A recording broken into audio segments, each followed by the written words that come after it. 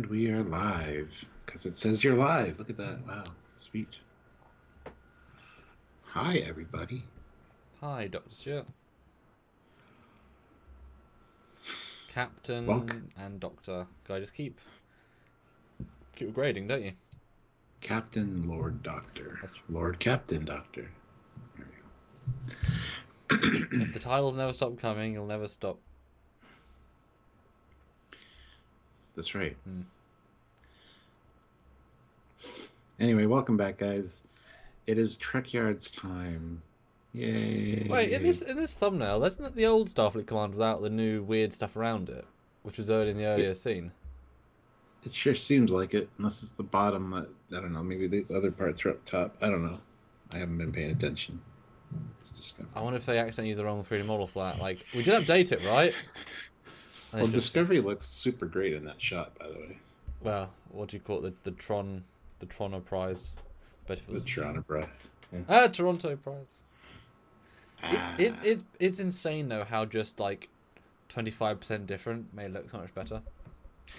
Did you see the thing I shared? I did. Tell the audience, it was pretty funny. You never know it's a real reference, but goodness. The shields are holding at 25%. 25%. I like 25%.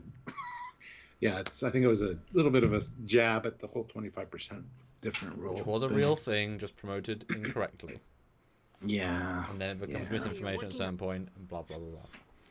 Yeah. Yeah. No, that was it's like, are they that meta? I don't know. Yeah, I think they would be at this point. Well, they've been cancelled every season, so. Well, yeah, they're bitter about that. I know. At least 25% of the crew is bitter about it.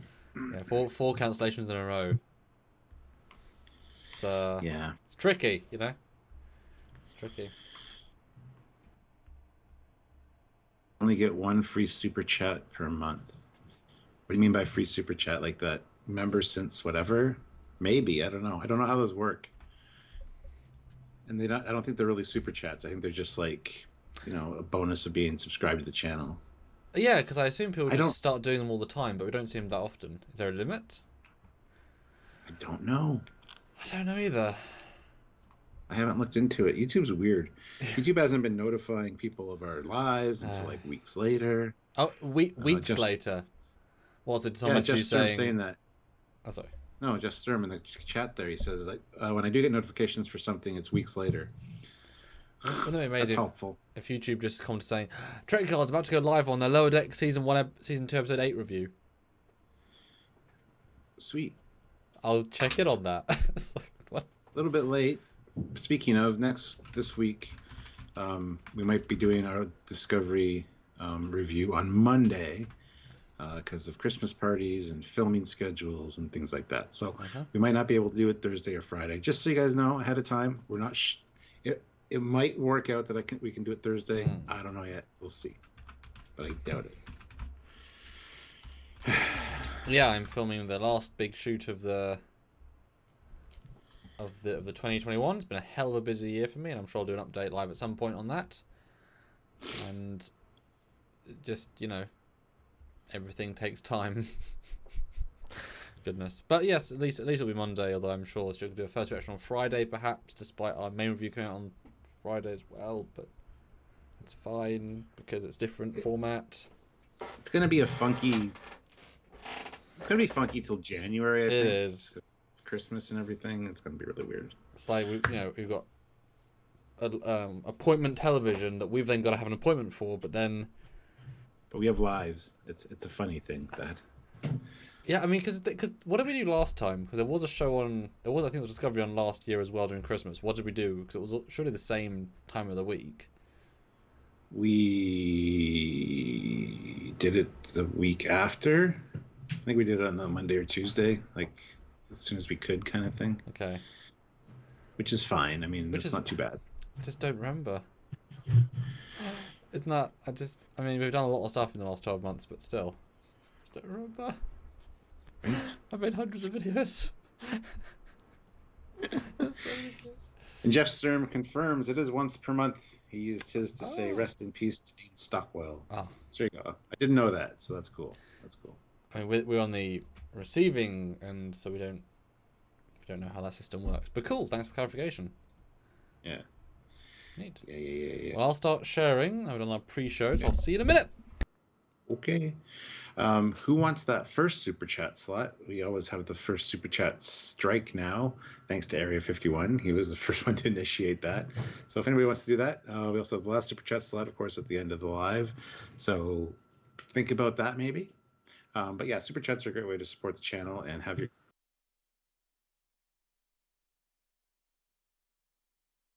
So consider that. Also, keep in mind that you can join the channel at the rank of Commander, Captain, Admiral, Fleet Admiral, Federation President. We got a bunch of members, and that's fantastic. It helps the algorithm, helps the channel, and is a really great way to support us if you can. There's a little join button. Click it, check it out, see what the different options are for that for you guys. And if you can, please help out any way that you see fit. Also, don't forget that hitting the like button is super important. We have 49 people right now with 27 likes, which is awesome, but we can probably hit 50 likes. So hit that like button. Let's see what we can do in that regard. And yeah, so we will move on to this discussion about post-burn Federation as soon as Samuel is done sharing. But please feel free to check the links down below. There's links to the Teespring store, the TeePublic store, and so many more. There's Eaglemoss as well, and things like that. If you want to send us a PayPal, you can do that on just sending it to trekyards@hotmail.com. The information for all that is in the description of every video, so if you can do that, please do. And yeah, we will. Yeah. And we got a first super chat strike. It is from Matt Boardman, but we'll read that as soon as Samuel gets back from sharing, so that he can be aware of it and things like that. So anyway, hope you guys had a good weekend. Mine was all right. But yeah. Oh, Samuel's back. We got a first super chat strike, Samuel. Excellent. Matt Boardman throws in $5 and says, floating like a butterfly, stinging like a bee for strike. Dun, dun, dun. He's the Muhammad Ali of super chatters. Oh my god. Yeah. I like it. So, Joe, Yes. how do you feel? We took a... Well, the audience have seen us talk about Discovery in the days since. How do you feel taking a sabbatical from Discovery for 2.5 days? How does it feel now? Like, just back here we are. So we just didn't do anything Star Trek for all the weekend and then until now. Underwhelmed, underexcited, just kind of here. It's one of those days, you know. I've been working hard on the basement and stuff, getting some stuff ready.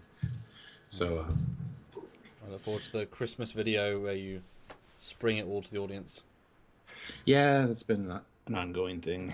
So not quite done. Unfortunately, some of the counters, or the counter and the sync thing, it's not available till January because of the delay, but everything else is pretty much done, so we're slowly moving stuff in and I'm getting stuff cleaned up and it's looking pretty good. Not carpet, is it?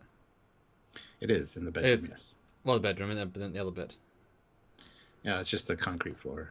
Oh, okay. But they repainted the whole thing because it was disgusting.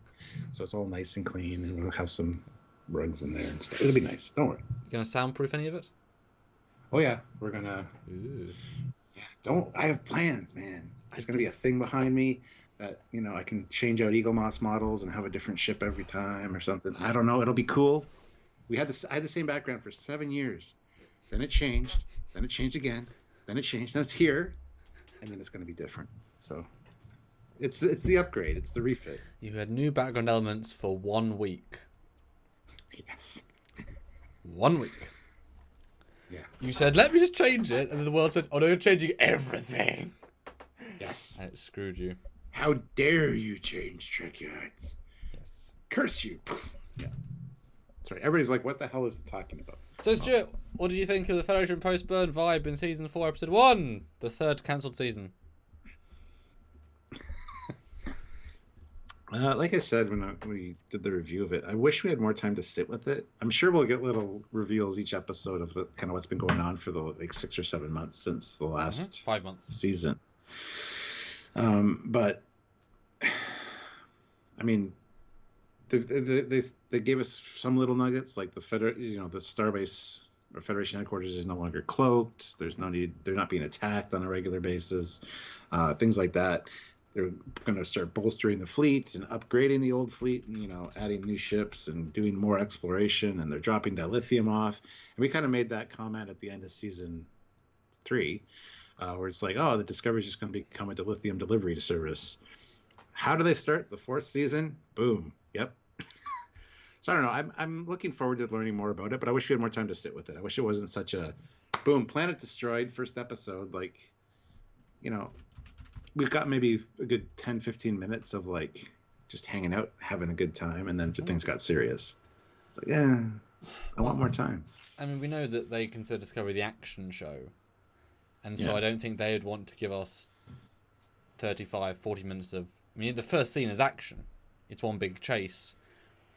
So, they wouldn't want to... Although it'd be odd to think that anybody at this point in the franchise, this specific Discovery iteration, they would say, oh, I'll give up after the first half of the first episode, there's no action. Like, people are going to watch Discovery who are going to watch Discovery. No one's finding it in season 4. You know what I mean? This is they've now got their own fan base, they're now doing their own thing. You're either going to watch it or you're not. There isn't really much wiggle room with that in terms of audience perception. So they could have probably got away with doing like 45 minutes then 10. But obviously a lot of it is the Quajon setup. They soft brought us in with a probe. So, it is. I think it was a relatively good way of bringing us in. So they couldn't have truncated it much without just feeling like a flap. Because it was a good build, and it was a good, oh, okay. Yeah, I think they're going to spread out the like relaxed kind of getting used to what's going on and showing things off. I think they're spreading that out over the course of a couple episodes, which is fine. But I just expected, a little bit more time to breathe in the first episode. It was very fast paced, I mean, if you include the intro, which I would still think that was time to breathe, just action breath. It's still the first 28, about half of it was pre-actual problem. But obviously, can you come down from the high of galaxy destroying thing to then have a relaxed period? Well, if it's light as away, maybe, but I don't know. It would be. I just don't think it's gonna be a full season wide threat. There'll be some revelation, and that will change the style of the season, which is all good. It's all fine. But I mean, we can't not have Vance's family again, have some story with them. That feels like a real thing. Well, hopefully we get some, like TNG did, some character focused episodes. Like, it'd be cool to see Vance kind of doing something with his family, and then he gets sidetracked and has to protect them. That'd be kind of neat to learn more about him and his family. Yeah. So yeah, I mean, I don't know if they're going to do that necessarily, considering that they have 13 episodes this season. Yep. Same as always. Okay, it's not bad. It's not bad. So I mean, it's a possibility, but I don't know. Oh, it depends. What about you? Like going into this post-burn world. Yes. Is this what you expected, or? Well, I'm very happy with the tone, and that's all we can hope for. We know they're going to be action oriented, but the fact that the tone was super positive, they almost doubled the Federation size of member worlds in 5 months, which is fantastic. Yeah. And given that every single one of those planets is either a fresh start that we haven't talked to them in years, or longer than that, people, all those the guys just jumped at the chance, but it felt very much like there was an instant waterfall of support, and here we are. And the fact that they've got this new dry dock, the fleet, for whatever reason, the few shots we got of the fleet felt more alive as well. Things were moving more. We were just being powered by the starbase. It was all a bit more active, and there was more of an organization feel. And obviously, seeing new cadets, there was definitely more of a There was genuine progression forward into the positive future, and that's only the beginning.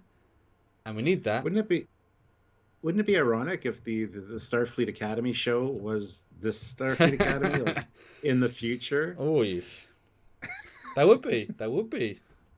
Huh. Kind of get a history lesson of all of the Federation over 900 years, as well as seeing more of the Discovery era. Like, that'd be kind of neat. Maybe Stamets as a professor and Colbert's a guest lecturer. I mean, that's interesting, although obviously you'd set solidifying future canon, and that's always tricky. But that's interesting, although, God Tech, that at that point is just future sci-fi show, there's very little. But then it depends how you frame that, I guess. At some point, Klingons have got to come back, right? Maybe Takuvamar's long-lost great-great-great-great-grandson started the flux. I mean, the gravity wave. This isn't Doctor Who. Looks the same, though. Well, we got some super chats. Yes. Let's get to those real quick. Olivia Julius, $10. Presidente! I still think the problem of the season is going to be caused by the pathway drive. The pathway drive prototype. Why else would you say we're working on a mode other than a form of transportation that lets you appear instantly? Well, they didn't say exactly what it does. They just mentioned the pathway drive prototype, which actually, if that's what this is being caused by, that'd be quite interesting. And if maybe the Federation president knows more than she's letting on. But I kind of doubt it. But it's an interesting idea. Well, that'd also be what we guesstimated from last season, that the Vulcan experiment did it. It wasn't, it was some kid. So it'd be odd to just redo that same plot line. But again, well, I'm not so against them just developing a new drive instantly. If you've now got all this extra working together you've had in decades, it's different. Someone's been testing something, if someone on Tellar has an idea, hasn't been able to take it anywhere, suddenly then goes Starfleet headquarters, all the best techs there, and boom, they can make progress. But certainly non-spore drive, non-warp tech, because, Quajon's lost, you don't have more spore drive operators, so they need other forms of transport. And for some reason, Stargate, Slipstream and Transwarp aren't available for some reason. I guess they didn't. Well, yeah, they never said why the Slipstream wasn't available. They said Transwarp there was stuff in the tunnels. Well, Slipstream, it was the fuel they required. I can't remember the fuel that was hard to get a hold of. So even more. They do mention it.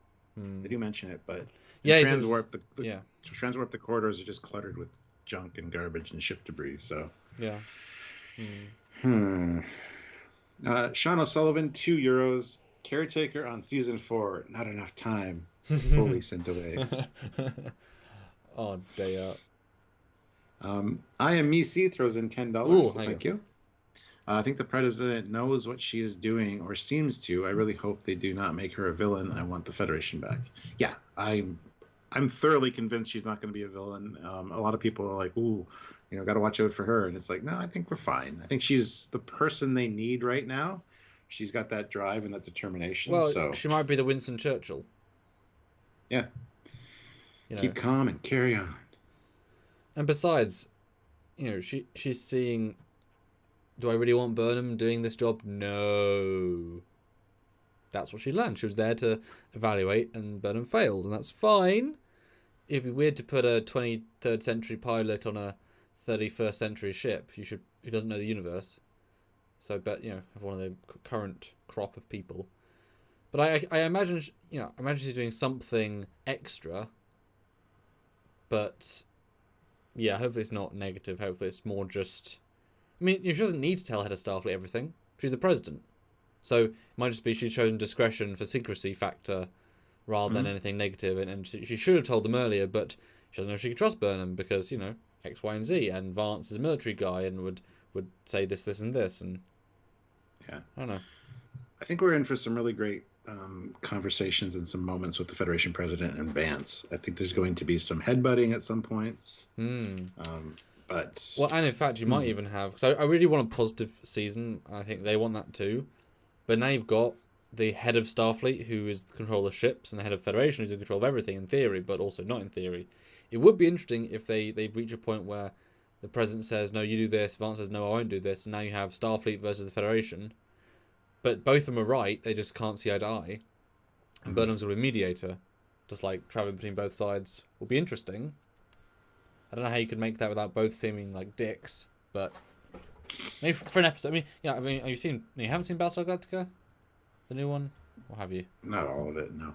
Okay, there's one particular scene where two heroes go at it, and it's like, well, it's not like you're rooting for either to win or fail. It's more just a great scene, so you can achieve it. Just, yeah, it's tricky. Yeah.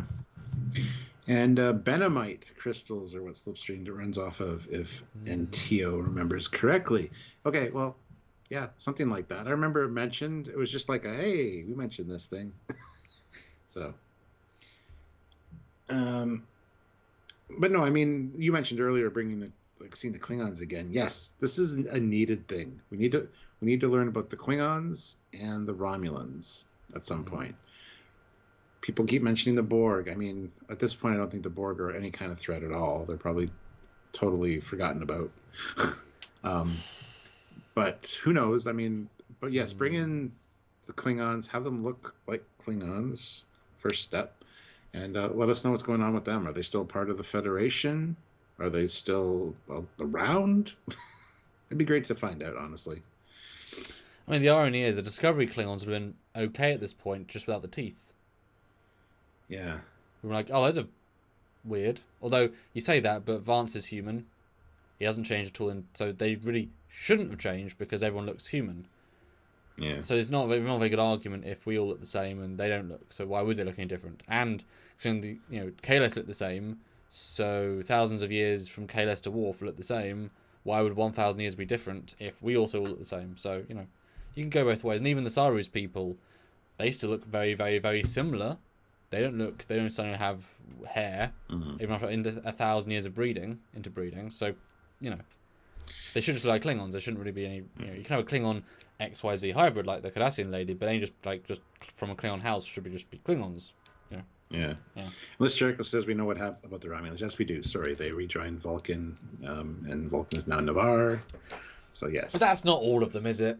There's always going to be some sort of dodgy Tal Shiar, the Next Generation base. There was a few Romulans in that episode. One was a leader of like the more militaristic version, kind of rebellious a little bit. So yes, absolutely. Yeah, but I mean, there's probably going to be some Romulan resistance faction who just want to do their own thing. I mean, there's a reason why the Romulans left at a certain point in the Vulcan history to do their own thing. There's always going to be some Romulans that think differently, and so there might be fun of a subsect. Yeah. S1 Noir says, have we talked about how we have always assumed Cronenberg was the president and now he can be something else? Well, we kind of knew he wasn't the president. We suggested it might be a possibility at one point, but then we found out pretty quickly that he wasn't. So he's going to be in it this season, and I think he's going to be probably like leading the edge of that whole pathway drive prototype thing. There might be some kind of implications there. Hard to say. Yeah, we're only one episode in and we're theorizing. I love this. Well, yes. I never thought he was president. I always thought that was a silly idea because no one responded to him like he's a president. Like we said, he might have been the head of the current Section 31 style thing, but never thought president. So, just never thought that personally. But I imagine one thing that could be quite interesting is was it called? It wasn't called Pathfinder. It was called. What's the driver's called? The pathway drive. Pathway. Prototype. What if it's more? What if the secret to unlocking it? Because if it's all of a sudden become a thing, what if it is Cronenberg? Because he's there somewhere, What if having Georgiou's genetic signature as a way of re-establishing link to the mirror universe, and then because the mirror universe is maybe on a different dimensional, it's shifted, you can then travel into their universe and back out, and travel different, travel happens differently, and so it's a cross universe tech. Yeah, they made the statement last year that the mirror universe is getting further and further and further away as far as being able to link up with it. So, but maybe having, if they only had one mirror universe person ever come across, the last person was hundreds of years ago, or maybe having a very fresh, strong DNA mirror Terran from before the divergence. But then again, you could argue, well, yeah, but it would have diverged before the 29th century time cop. So if they wanted to get a mirror universe person, they could just go back in time and get one. So I guess it's not, But they're explaining part of his fascination with her. Something in her, cosmic signature will help them regain a link. I'd be fine with that. a surprise needle going through the universe and sort of sewing back together a little bit. Wouldn't the irony be that this pathway drive prototype is the protostar? And they go to test it, the ship gets thrown back Oh into yeah, it's just and lost, and it's like, oh shit. Okay, well, let's forget about that. And then moving on. Would explain why the ship looks way more advanced as well. But not to be that advanced though. But I mean, hey, that would be fun though. That would be. It's a complete red herring. It's like, oh yes, it's an important drive. And ice protostar. It's like, what? Oh yeah, we're powered with protostars, and we like holograms on board, and bunks. Yep. Sebastian, aka Space Daddy, throws in €5. So, what are your thoughts on the dock being called Archer? And yes, Klingons, where are they? Archer Space Dock seems like a little bit of a. Well, it is fan service-y, but the first Federation captain. I mean, that makes sense when you're starting to rebuild Starfleet and the Federation. Well, not Starfleet, but the Federation. So yeah, it's actually a natural idea to call it that. So I don't have an issue with it, honestly. Don't know who would. I think it's kind of great. I mean, you say that, yeah. I do read comments. It's worth engaging occasionally, and someone did comment about this, and I had a response because I thought it was an odd. It was actually a multiple level, and I just had. So Brian Straight said Archer Dry Dock, of course, because references. You have to have references. So fanboys will squeal and say this is the best series ever. And there's a few back and forths, and I just responded saying, we at Trekyards think it's a wonderful and thoughtful reference by Discovery team. Jonathan Archer was the first captain of the first deep space exploration craft, pre-Federation. He brought Earth into the galaxy in a way no one had done before and helped found the Federation. He's one of the most important men in Federation history, and he represents exploration more than any other captain. He's a perfect namesake for this brand new dry dock. Mic drop. Well worded, yeah. It's he's the only person who literally represents exploration. So if you're symbolizing a new era, he's a new era guy. It's not fan service, it's the most logical thing. Like Kirk wouldn't make sense, Picard wouldn't make sense, Archer makes sense. Yeah. Just saying. Dave, £2. Does Michael know that Kirk beat the test? Can win. Probably not. I don't know how his antics in Starfleet would have, how far that would have spread. That Captain, Cadet Kirk is the one that beat the Kobayashi Maru by cheating. Because, like we said before, she left. He was probably serving on the Farragut or something as a lieutenant. He's not anybody special yet. Sure, he's breezed through the academy really fast, walking stack of books, as they called him, but. I don't think so necessarily. No. Actually, thanks for reminding us about that, because I was going to mention the Kobayashi Maru bit at the time in our review, but we only have 2 hours, Stuart. Only 2. I thought that was interesting for many reasons, but she said you don't know it's rigged. If it's been rigged for 50 years, we can't keep spoilers for more than a day on a lot of things, right? How has that not got around to people? Everyone surely knows it is rigged. I don't see how it's a secret, especially as the pre-training into the academy is quite extensive, and. But everybody, if you hear it's rigged, your thought is, well, maybe I can beat it. I'll think of something creative and innovative, and because Burnham even said that in this episode, it's rigged, but each time you want to go try it again to see if you can make a difference, make a change. Which is fine the second time, but the first time it's meant to exhibit fear and make you feel the no-win scenario. If you know it's rigged, the no-win scenario hasn't got the same effect. You're just playing you're playing a non-mission. It's always a silly thing to say. I kind of wish she'd joked how we all know it's rigged beforehand, but also she was never in Starfleet Academy, so I don't know why she would have taken the Kobayashi Maru. She was at the Vulcan Science Academy, and then she went straight to the Shinjo. So, I'm assuming. I'm going to go back. Yeah. So I assume she never took it. Very good it. point, actually. I assume she just knew the legacy of it. She never took it herself. Why would she? Yeah. And somebody else brought up the point that Spock created the Kobayashi Maru test, so that doesn't make any sense that it would be around then. It's like, no, that's in the Kelvin verse. I don't think he created the test. I think he improved it. There's probably some version of it beforehand, but Yeah, there's no way he created it in the prime timeline. No way. The point of the universe is being that different. I mean, everything at that point changes. No, he didn't create it in the other universe. It's not even the same exact test anyway. But what was the other point I was trying to make? Oh yeah, does she know Kirk? Well, Kirk, yeah, I mean, Kirk had obviously done it. She probably would have heard the only person to ever beat it. Because if she keeps her ear to the ground, you know, the space networks, one person's only ever beaten it, and he beat it a few years ago. Because he's not an ensign by any means. That was a long, like 12 years ago or something, 10 years ago. So he should probably heard it at the time. But then she was on Shinjo, emotionlessly not caring about Starfleet, really. Like, she was Vulcan Science Academy, so it's like, well, yeah. Other people would, I'm sure, but she wouldn't necessarily. But, you know, she never took it, so. Yeah, exactly. Right. Sean O'Sullivan, €2. Nivexit, cause and see by slogan on side of ship. That's lost me. You're going to have to explain that to me. I don't get it. Okay, hold on. Nivexit is Brexit and Navarre. Okay. I'm assuming. Say if I'm right, Sean. That makes sense.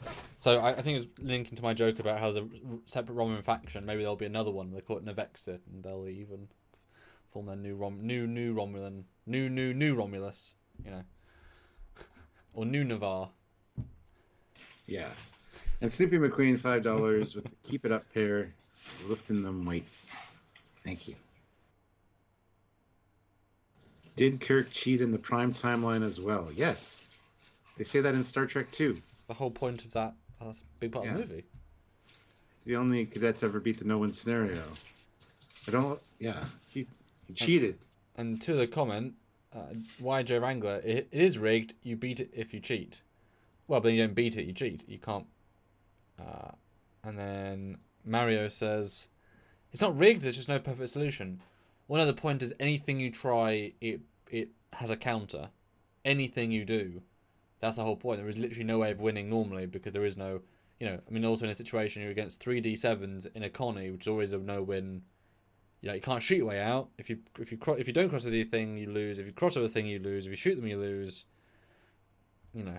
Yeah, if you don't rescue the Federation civilians on the Kobayashi Maru, you lose. If you do go across, you don't necessarily die, but you do lose. Ass handed to you. Yeah.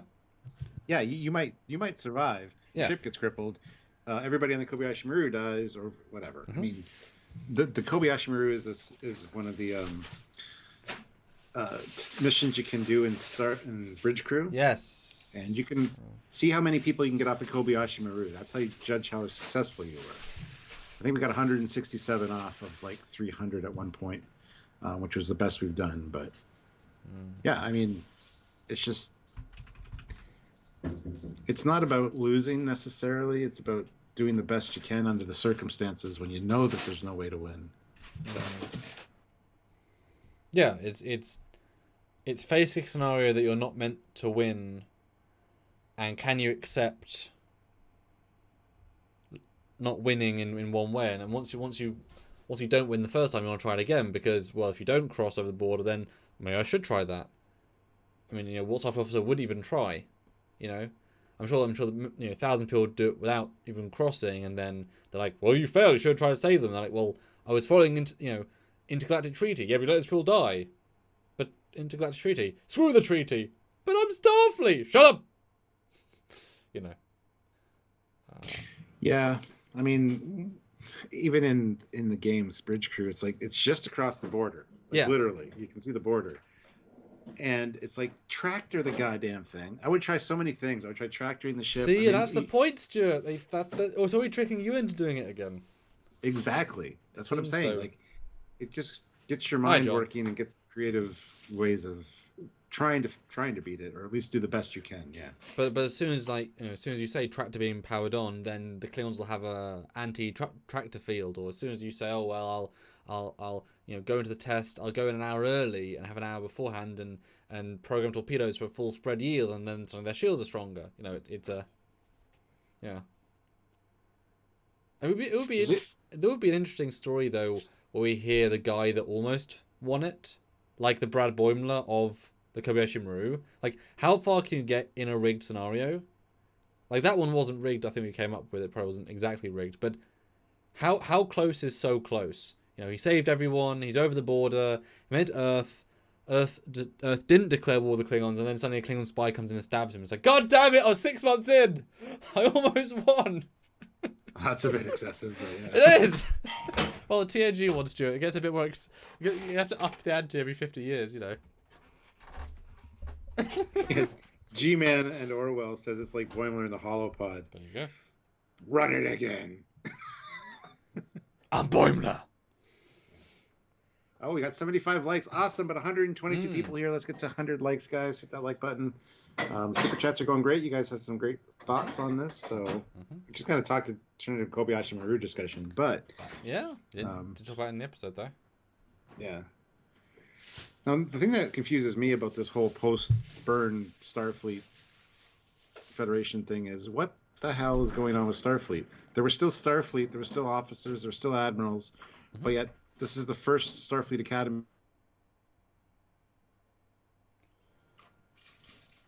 So, what's up with that? Were they just getting like apprenticeship training on the job during the burn? Like, it's kind of confusing in a way. Like, they have to have some kind of training.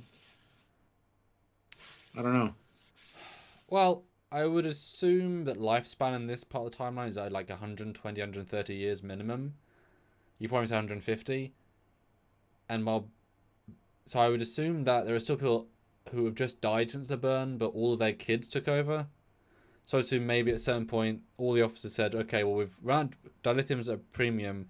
All the kids of our kids that we've lived on the starbase, we've lived on our ships, they've been living with the tech for so long. We'll give everyone field promotions into proper cadets. We'll teach them on the job.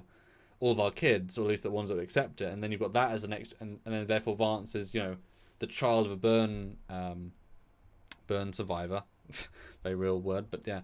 And so I would see that way around, and because most ships are automated and they can't go explore and they can't do whatever, and then there are still some alien races that just volunteer people in their own academies, whatever. So I could see, if they don't have to crew 1,000 people ship to go out for 5 years, like, while not perfect, you don't necessarily need that many turnaround. If Vance has probably been in a CNC for sort of 25 years, he's been a captain for 60, 70, as in Starfleet. So, Well, Lissa Jericho says they probably in war mode by then, and they just enlisted people. Yeah, but you still need to train them. You still train them before they go overseas. You know what I mean? Like, they're still training. And I would hope you don't enlist anybody. I think there'd be enough people, because if you can still get to they can still warp to close planets. Because it's just the amount of time you waste at slow warp for the amount of lithium. But there's still people who want to. It's had 30 member worlds. I mean, you're still getting people from those member worlds that would still want to help. So we have a lack of people. That's why we're going to see a lot of the same races again and again. And also, there's lots of human colonies. It's not as if humans are Earth. There are lots of humans all around there. Yeah, and Colin says, I would imagine Starfleet did training on ships while it had no academy. Yeah, probably. YJ Wrangler says each have learned without the academy. But I assume he also went to the academy once they got back to the Alpha Quadrant. So, yeah. Yeah. But also the formal academy structure is probably very different in that that's going to be a multi-year, multi-complexity. Do you need to learn about intergalactic trade, negotiation, botany? If you're trying to survive, like Vance has said, we've been on like red alert for so long. It's nice to be off it. So I can imagine they're just being taught the more militaristic version, which is a lot shorter degree. But then now the academy is truly about learning and being the most overall officer possible. And so you're going to get this new crop of like really diverse and interesting and more science-minded officers. If all you do is train them to use a ship, that's different to training them to do Starfleet. So I think there's training. Yeah, I would buy that. I would totally buy that. Survival mode, just keeping the ships going. but you're not worrying about exploration and all that. Yeah, okay, I'll buy that. Sure. General Grievous, $5. Hey, In Gen, as Kirk died, or in Generations, as Kirk died, would be a nice nod if he told Picard, I never really took the Kobayashi Maru. What do you think of my solution? Since he had part of Spock. Ah ha ha. you have to read that again. Okay.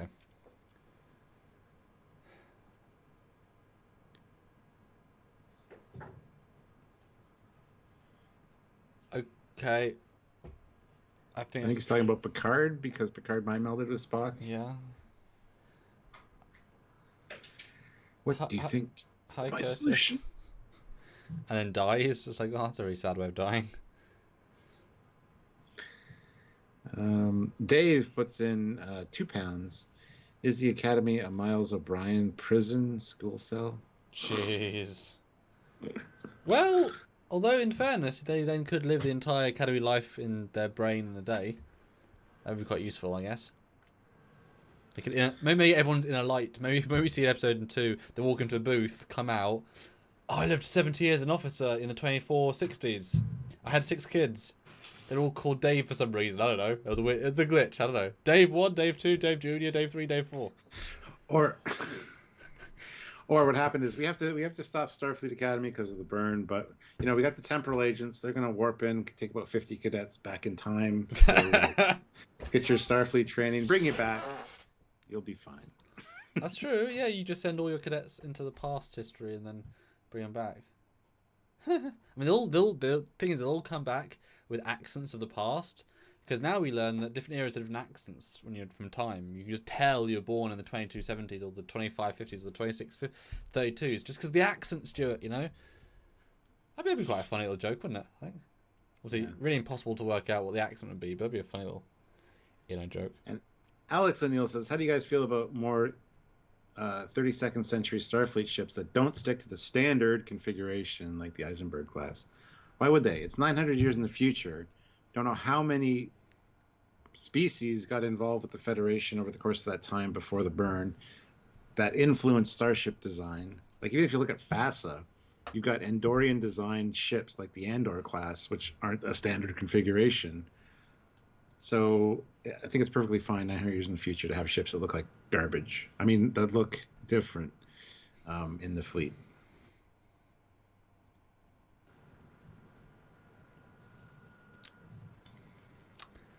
I see what you did there.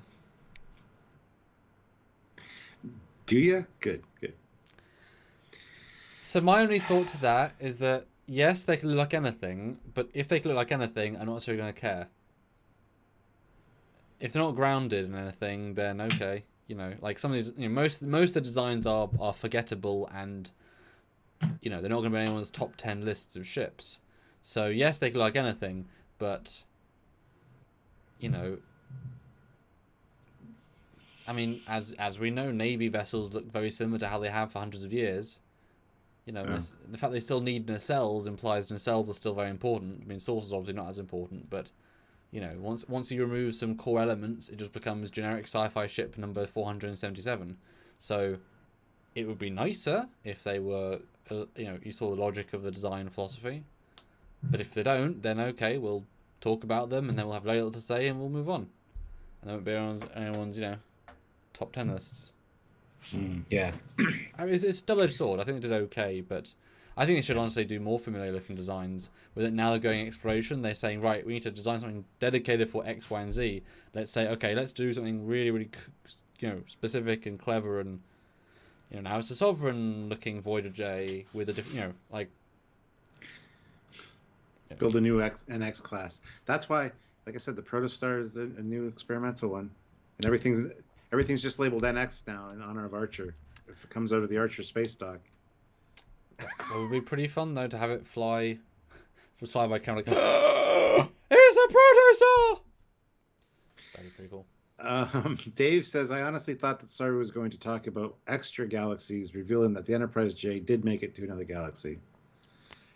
Well, we don't. There's no proof that the Universe class, if you're going to call it that, the Enterprise J, actually could go to different galaxies. That was just speculation and chit chat that Doug was doing with us. So Yeah, that's what Doug said once with us. yeah. His headcanon is just as valid as Rick's, just as valid as many people's, and the answer is not the most valid. But interesting. Yeah. And everybody was talking earlier in the chat about, now that the Federation's reformed, essentially, would it be cool to bring in an Enterprise? Yes, it would be cool to see an Enterprise under construction in the Archer dry dock at the end of the season or during the course of the season. That'd be kind of neat. Not necessary, but yes, the flagship that was. We don't know how long it was the flagship in that 900 years, and what happened to it during the burn. Like we said, probably had the best officers and crew on it if it was still around. If it had an active warp core at the time, boom, everybody's dead. So bring back the Federation flagship. I think that'd probably be a good, safe bet at this point. Real morale booster for the Federation or Starfleet. So yeah, I would think it would be second or third in line, because you wouldn't want to send the Enterprise out straight away, because then it wouldn't be much of a morale boost. It was always out exploring. So I would proof of concept first, maybe. So maybe that's a season 5 concept, but certainly you would want to rebuild an Enterprise at some. Even though I think the Voyager is their equivalent of the Enterprise in terms of name recognition, but then you set the issue of, well, which Enterprise is it? Enterprise X, and then now you've set the canon of there was 27 Enterprises in this 200 years. A, you've got to kill a lot of Enterprises, and B, it's just tricky. So it's a lot simpler not to.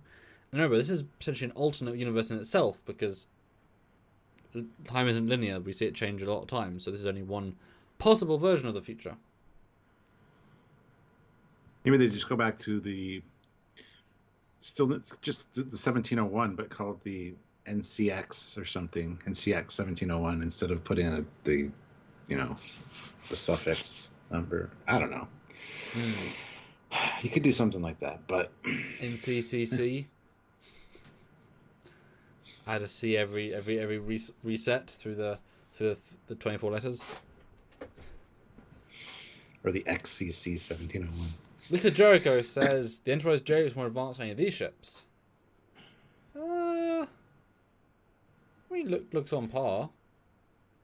Yeah, it looks like a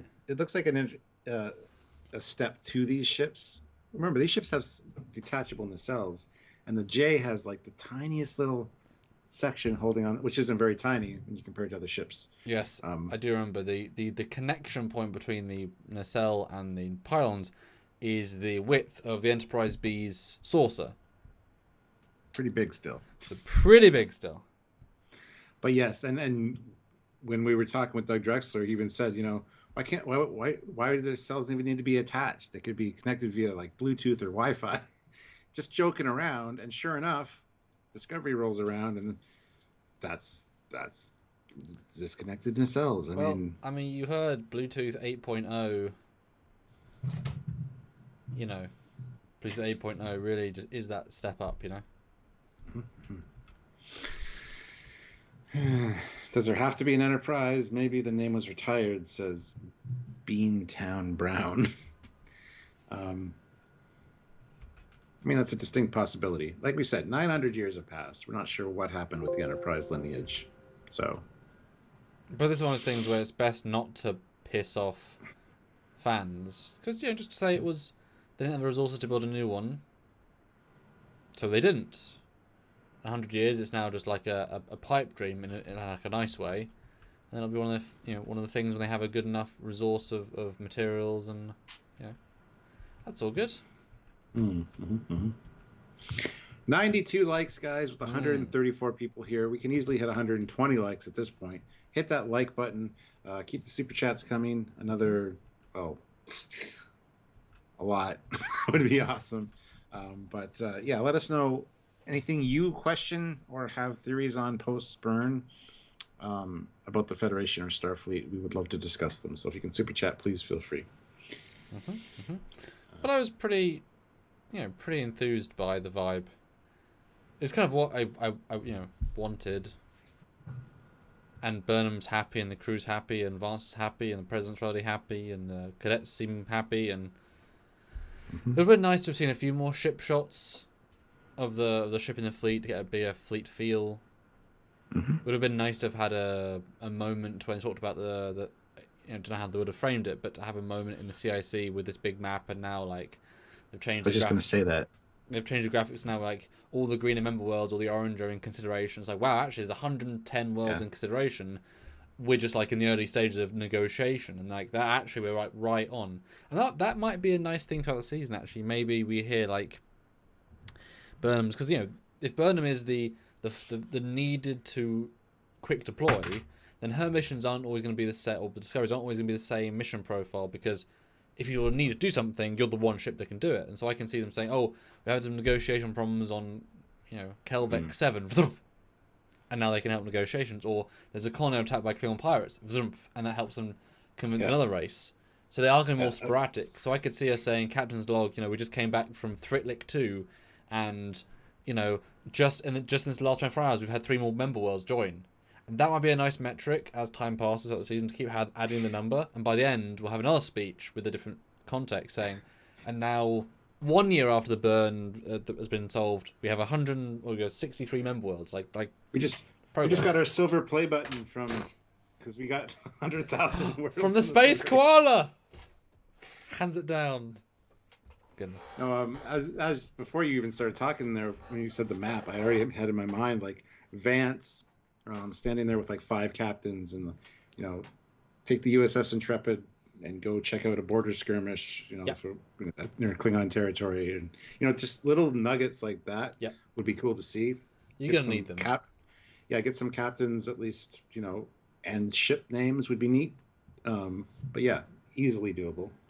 Well, and not just that, but we saw it last season. It was a case of, well, who's closest and can you guys afford the 6-month travel? Well, now you've got enough to lithium for days. You can go fast warp, which means now it would be a case of, well, I'll go, and everyone's like really gung-ho about it, Go. And then you might even have a situation where, the first new ship out of the production line, maybe there's a meeting in episode 6 where there's a new younger captain, he's an alien race we've seen before, but rarely.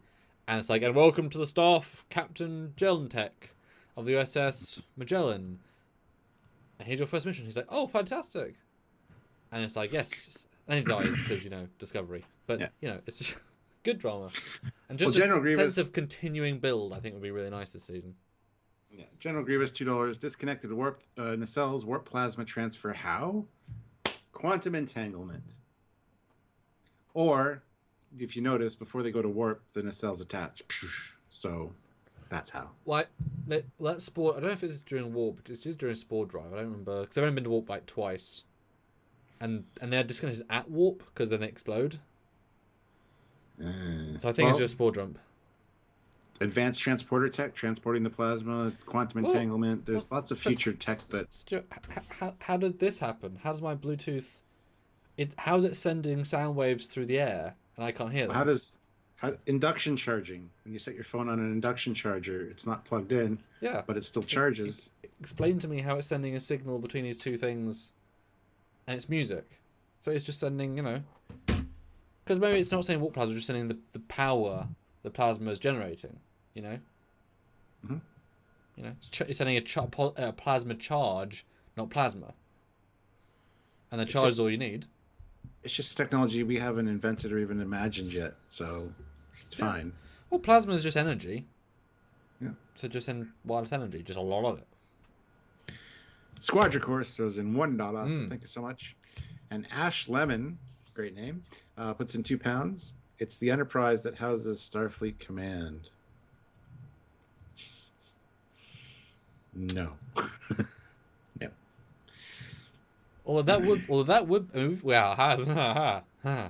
That reminds me, we're both waiting for the point when we see the anti-Starfleet. The Starfleet's been lost in the Beta Quadrant for all these years and formed its own thing. Maybe that's where the Enterprise is.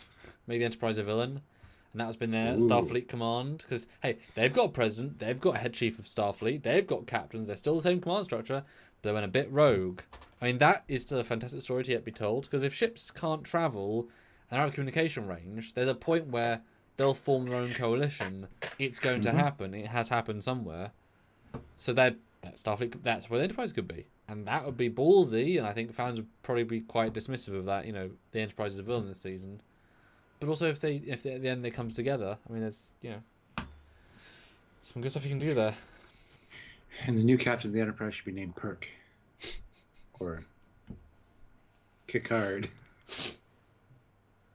Jamie L. Perk. Captain of the UXC Enterprise B. B for barricade. It's like, what? Yeah. And Ensign Ricky makes a good point. They have programmable matter now. I'm sure the nacelles were a small problem after that. Yeah. General Grievous, $2. Plot twist: Edward Jellicoe as new Enterprise captain. And Kyle Wong. Bring him back, man. Bring him back. He was a good actor. Yeah.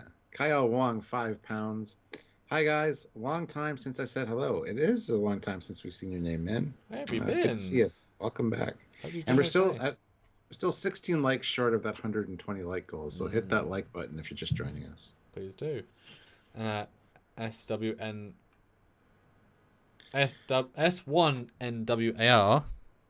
S1 Noir. Federation sponsored by Dominion. I mean, I would buy that. A Federation in the Gamma Quadrant that said, fine, we'll work with the Dominion because we've got nothing else. And now you've got this weird hybrid. That'd be great. Rogue Federation again, fine, but you could do it so well, and maybe that's a season 5 idea. Feel the universe first, and then you could tear it apart a little bit. Although, I wonder, is the wormhole still active? That's something that needs to be answered as well. Because it's definitely a risky thing to go through the wormhole, because what if it ever goes away, you're not ever going to get back. But that'd be really interesting to see. Why would you not have a wormhole? Dave throws in £5 and says, it should take a generation to fix the Federation. The change should still be around in some fashion. Issues like slavery and poverty don't just go away. Yeah, I'm sure there are little fragments of the Emerald Chain still around. But I'm sure we'll hear, like we even speculated at the end of last season, that we want to still hear little, cleaning up the little remnants of the Emerald Chain, because I'm sure now that they're not unified as much, they'll splinter off and do their own coalition thing, like Samuel was just talking about. And one group will steal. One group knows where Osiris had the last of her lithium, grabbed it. They became a bigger power. They're a bit more of a dick. No, 100%. And it would be odd. 5 months is not enough time. And I'm interested to see who were they mentioning when they said we are now allies of those we fought even a few months ago. That's very specific. That implies Emerald Chain, I guess. But that's kind of, yeah. But that in itself is another organization, and but yeah, we definitely need a sense of. Because it does make sense to have some procedurals of them going to a planet and helping, and I can see them going to Kronos. The Klingons have been in recluse for another 100 years, as they have been every time we have Discovery, and I have to go back to Kronos, and it's like, oh my god. And then you hire Mary Shifo as the new Chancellor, because why not? It's the mega future.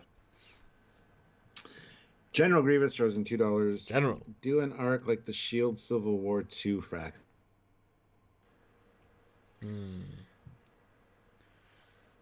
But it depends how big the world destroying thing is, Because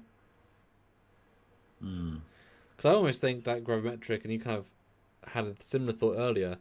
What if the gravimetric anomaly is being generated accidentally by a Starfleet branch in the Gamma Quadrant, who are trying to find a way of getting back, and they cause a graviton eddy that really was a bad thing, but oops. Or we're going to be talking about this on Wednesday. Wednesday's live is going to be speculation on what this gravitational thing is, but I mean we've mentioned it before that it could be literally an invasion from another galaxy. Like they're trying to instantly appear in our galaxy. So this is the first little strikes in. It's a good tease. But we'll talk about that on Wednesday. So if you have any theories on that, join us on Wednesday. Think them through. Ensign Ricky, $5. I still think they should announce that the Kazon Empire destroyed the Borg Collective in 2871, taking leadership of the Delta Quadrant. Plot twist. I mean, would be good to see some Kazon. Would be fun. No, yeah, the Kazons and the Packlids have joined forces. Uh, But hey, Packard captain though, you know. You know, Packard and Kazon captain or commander. Yeah, just like we had in Lower Decks, they walk into that big room. There's loads of aliens, and there's even like a leprechaun second in command. That'd be great if we just meet a captain and they walk by and it's a Packard officer, and it's like, cool. Took them 900 years, but yeah, do it. Squadron course, $10. Don't know why peeps are mad about detached nacelles. Star Trek has always been about technology that's more like magic, without contrived explanations. Obviously, the nacelles are held on by the Force. Wait, did typo has been for Star Wars? It's always been about magic.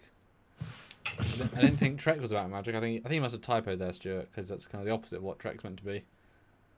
I feel like he always tried to explain things and have a reason.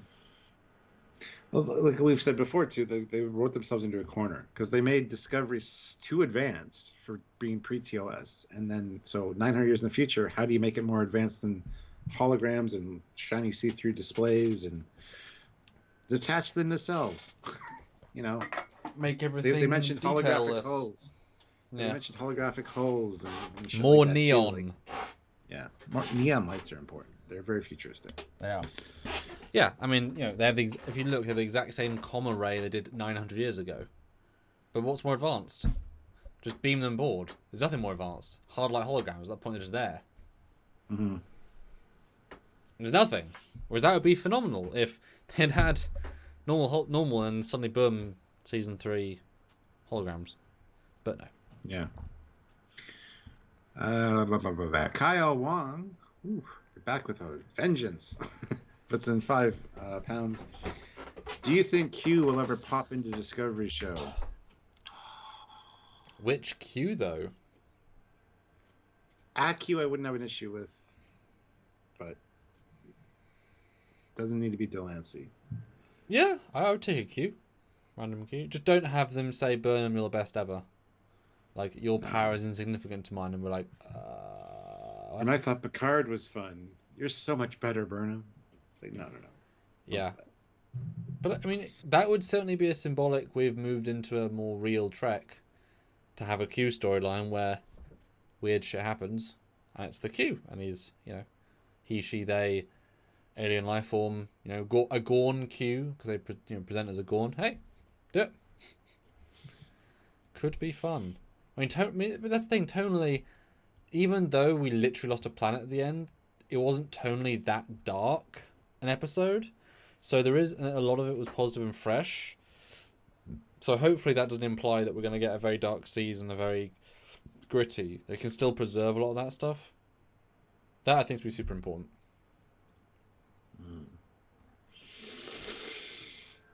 Oliver Lavery Farag puts in £5. Detached nacelles. I can't explain Bluetooth today. Yep. Exactly. I'm using Bluetooth earbuds right now. So. Very nice. Ensign Ricky, $5. Going to make a prediction here. Ooh. I think they might use this event to tie Discovery and Picard together through Q, so both will deal with it together. That would be very intriguing and very cool. I very much doubt it, but that would be interesting. Like we talked about earlier, tying Prodigy into this as well. I would like that. I think that would really do the Marvel Cinematic Universe version of like tying everything together. So I'm down with it if it's done well. Yeah. It's tricky because we already have a big gravimetric anomaly. It was called All Good Things.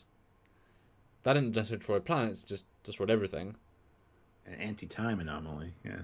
Which is fantastic. I wouldn't. Oh, it's tricky because it couldn't be a main story plot device. It would rather have to be something they do in Picard accidentally triggers a gravitational phenomenon, which they say that can't hurt us for at least a few hundred years. Maybe even 1,000 years. Yeah. And then Girardi says, actually, 400, 900, 644 years and 3 months. Girardi, you said I data. But yeah, but that I don't know if the teams would necessarily talk as much as that. I wouldn't be opposed to it. Let's put it that way. I mean, it'd be more interesting, although also god awful. So that's weird. That's both. If it if the gravimetric anomalies are the robot aliens, so the synths from the end of Picard season 1, they're time dyslexic and finally came to have vengeance on our reality. They were just 600 years late, and then we fight them in this show for some reason. But the thing is, we already fought tentacle aliens in season 2 from the future, nonetheless. That destroyed all life. So we can't really do that. We just did that already. It was called Control. Oh dear. Yeah. But it would be nice to connect them some way. But unlike classic Trek, where everything felt prime, everything felt continuous, it's not like it wasn't fun to see the Discovery Enterprise in Picard. That wasn't fun. It was great to see Spock in Discovery, but that's a different sort of thing. So it's and the Quat Mulat was kind of fun in Discovery from Picard, but these aren't exciting shows. So seeing them be cross-referenced isn't as it used to be. Yeah. Car Shep, $5. There you go. Why hasn't Disco jumped all over the galaxy, dropping convoys in the Delta, Gamma, Beta quadrants so these lost or stranded ships could make contact? You don't know it hasn't. Besides, I can see them going actively to restart the communication network first, which I think they did say. I think they say our comm network's back. So I think it'd be get the homeland back first, and that would take a little while because each station have to fix as well.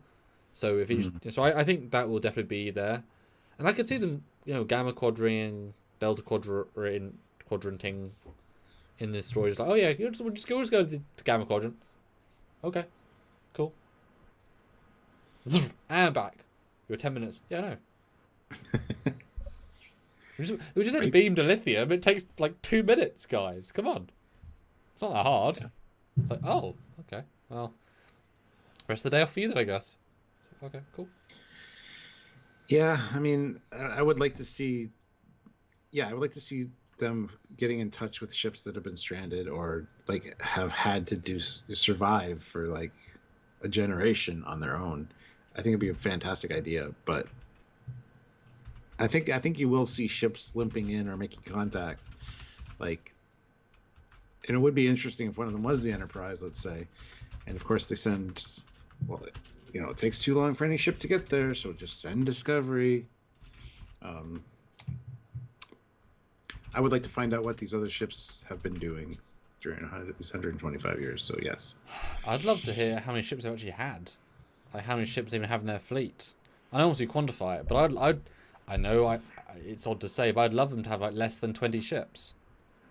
Give them real sense, because then, like I said, if they have only 20 ships and they're all old, then the next gen of ship can be fresh, new, dynamic, and we see 2 launch this season, and like you can have such an energy of going forward, Mm-hmm. Mm-hmm. And I know I was joking earlier, but I'm actually not against that in alighting the ensigns. Like giving them a training experience that gets them trained in like 2 days, 2 days a month, and it's like you see them all officers in like 3 episodes. It's like, yeah, we tested on them. Like we haven't done this for a while, but yeah, that's our first group. It takes about 3 weeks, and now they're fully trained officers. And now suddenly you're like, well, yeah, we can have 7 ships now, new fresh builds, because replicable matter, crews being trained quickly. I would be against that. It's far enough in the future to allow that, and they just haven't had, because it's exponential, isn't it? The more ships you have, the more dilithium, the more resources, the more chance of people getting lost. And I'm sure often in the last 120 years, a ship would run out of dilithium. Like it would, that's not really a good phraseology, but dilithium would fail at some point or whatever. And they'd be stranded. I'm sure it's happened. And now, my best friend from my childhood is now stranded in the Gamma quadrant for XYZ reason. Can't go back, and we can't risk our ship to send to save them. So there's a lot of that. At some point, it's going to happen. Lenson Ricky says, being 1,000 years after its creation, do you think Starfleet would reverse engineer the Spore drive and place it on every Federation ship or vessel by now? LOL. And yes, there was a line in this one where the president says that's funny, that they've been working on the next generation of Spore drive to be used in future ship designs. Mm-hmm. So yes, but that was assuming that people like Book from Quai Jean that had that connection that could use the Spore drive would be able to pilot them. Yep. So now we're back to Stamets and Book. Although it's not unreasonable to inject people more tardigrade DNA, but it is also unreasonable, but it's also not. But, we're just going to ignore that. That's a thing we can do. Yeah. But no, and that's a great way of doing it. You introduce the god tech and then rip it away from us all of a sudden. That's fine. That's good. That's a good way of doing it. And Kyle Wong throws in £5. Thank you. Q pops in and says, this timeline is poo. Clicks his fingers and everything reverts back to normal. Trek. Wow. Okay, I've been saying that all along since season 1 of Discovery. Yes, you have. But no, going back to the Spore thing, what was I going to say? Oh. Damn it. I can't remember now. God damn it. Next generation Spore drives. Yes. Spore drive, the next generation. To boldly go where no Spore's gone before. His continuing mission to Spore, strange new worlds. To Spore out new Spore and Spore. The Spore is Spore, Spore. Spore. Is that what you're going to do, Stuart? Did I steal your Spore there? Give me your thunder. Yeah, something like that. And yes, Jason says the Spore drives were classified and mostly redacted after season 2, so they were nothing to work on. They've only started making Spore drives now. Yes, they didn't have a way of they didn't know they existed until 5 months ago. God damn it! I can't remember. It was a good point too. And they always are.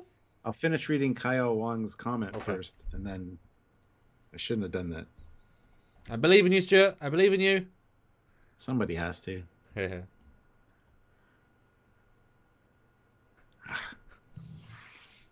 Whatever, it'll come back to me maybe.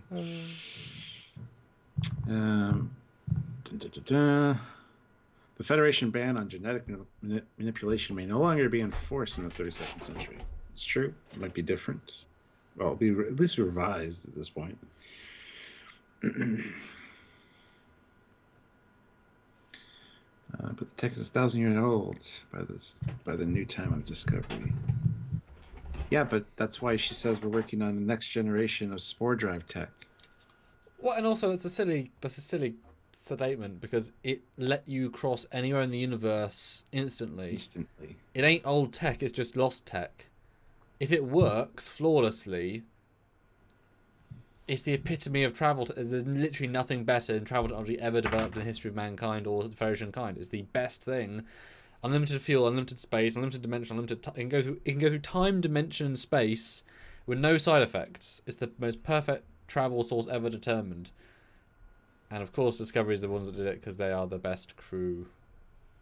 Because they saved the universe, saved time, they saved all. Yeah, they're a very important crew, Stuart. I don't know if you realize that. I do. Thomas N says, I wonder if over 900 years, a 32nd century computer could potentially navigate the mycelial network. Might be advanced enough, yes, and they have enough knowledge of Federation space, and possibly. I don't know what I think it's a tardigrade link, or that. Yes.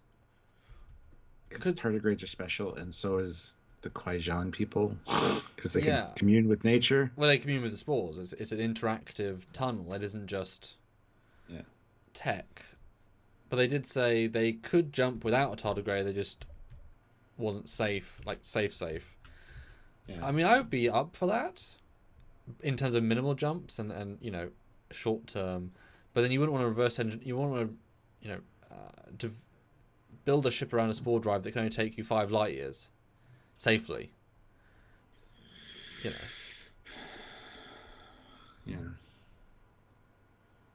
But it's Alan says next generation could mean more efficient, uses less spores per jump, able to be installed on a wider range of ships, not need the human navigator. Next gen equals faster. Faster than I can see what? next gen meaning not needing the human or the biological component. Yeah, for sure. But spores, using spores, do they even put in spore canisters anymore? Don't you remember they ran out of spores and then they created a whole spore planet? and then they never once talked about it ever again. Literally never. And they haven't got a spore forest on the ship as far as we know. They've never shown it. They've never done anything with it. Well, they did in season 1. They showed Well, the spore after it burned down, I mean. Yeah. Like, yeah. you know what I'm saying? It's very strange. They just ignored the fact that they actually need fuel to pilot it, which is not recycled. Yeah, very strange. But also, if they introduce a no navigator, then Discovery can have no navigator, which makes Stamets even more redundant. And also, it literally is just unlimited travel tech, and we've reached the end of, like, where's the drama then? Like, part of the drama is without Stamets, the ship is just a ship. It can be destroyed quite easily. He is the only thing that makes it special, and if he dies, if he gets kidnapped, like, he instantly ripped away from it means they can't travel. Or taken over, he becomes a thing. Like, that is the entire drama of the Discovery show, because without that, they're just a ship. And they got defeated by everything they've ever fought, in essence, and that's good. It's just a ship. So, losing that, you're creatively bankrupting the show. Now, adding a book is actually a super interesting thing, because now you can go get, if Stamets doesn't agree, they're not gonna, rape his arms. Like, you know what I mean? There's a certain violation there. They don't need that anymore. They got the gel, remember? Rape his hand, yeah. Goo his hands then. But you know what I mean? Like by having a second person, you now create the, well, I don't need you, Stamets, get off my ship. And it's good, that's good for drama. But, yeah. But I assume just next gen just meant, doesn't need a spinning, less wastage on energy. Yeah, I think though that's the thing that's confusing, because they refitted Discovery with modern tech. They were in there. They were in the guts of the ship. I guess that's probably where they learned how to start working on the next gen version of it. But yeah, I would assume so.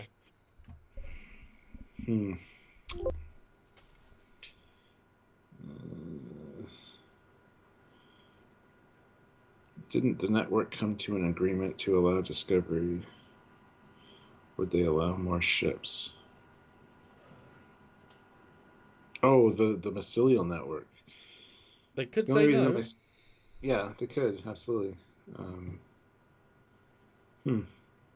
Also, there's no time issue there. It's like the Q. They're omnipotent and time. They're non-linear. So. But that would be an interesting story in the season, to go back to the mycelial network and negotiate with them and say, hey, we wanna what can we give you guys if you let 3 more ships travel? And they'll be like, ooh, 3, can we get down to 2? It's like, okay, we'll do 2. Only 1 jump any given day or something. That's the thing, the limitations are fun, because then you do get you can have 3 ships, but only 2 operators and blah blah blah. But also, do you want to see the Voyager J go, make a silly old noise, a brand new noise. I never even noticed the noise, honestly, until we started talking about it. It is literally like they're just like stabbing a tardigrade. Oh! It's like, Jesus. And I wouldn't be surprised if there's now a tardigrade doing it instead. Like, oh my god, we found him, we found Ripper. Kyle Wong puts in £5. Could the Spore drive technically jump you to another galaxy far, far away? Yes. See, that's the thing. I'm wondering if that's going to be a plot element in this season, where they find out that gravitational waves are in fact coming from an invading force from, let's say, the Andromeda galaxy. So the question remains, Stamets, can you Spore jump us to another galaxy?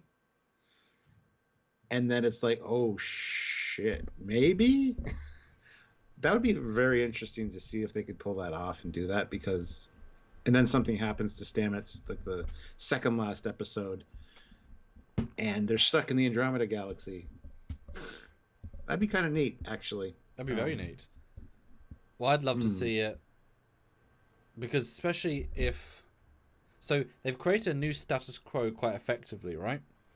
So it'd be really fun if then, we say episode 6, right, with the big mid-season sting, they have to spore through the galactic barrier. I love that. That's fantastic.